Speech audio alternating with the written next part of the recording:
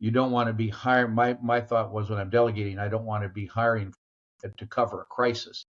I want to be hiring ahead of that. And it's not always possible, but definitely you've got to be working ahead. I always call it ahead of the snowball. You want to be behind the snowball, not in front of it. Mm-hmm.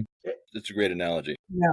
Well, And it gets to delegation. Then somebody says, well, how do I know what to delegate? And I've used this. I forget where I've got it. I think most everything we all talk about swiped anyway.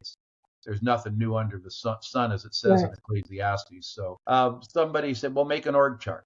I remember sitting in a seminar. So I made an org chart and I put CEO and I put whatever. And he said HR, training, and I made a block for everything. Now he said, put the people in those blocks that are currently doing those jobs.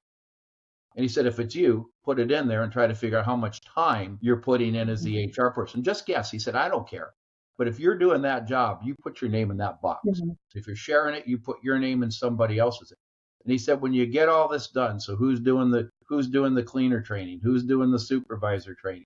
Who's doing the HR? Who's training the managers? Who's doing the QA, QC? When you're all done, look at where you are and how dispersed you are over the organization and start figuring out where you need to hire and delegate.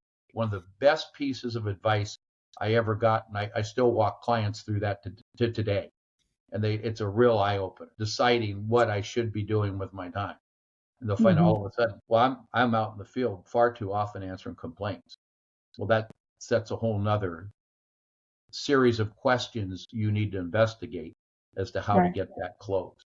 So you just take the org chart and work through it.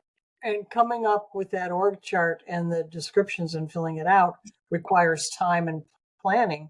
If you're operating by the seat of your pants, where you come in each day and it's a new set of surprises of what I'm going to work on today without a plan, you're never going to have time to do that. That's a very important tool, really important tool to use. How many times do we all hear, I'll let you guys talk to this, you talk to somebody exactly like that, and you're working with them and say, well, I don't have time to draw that chart up.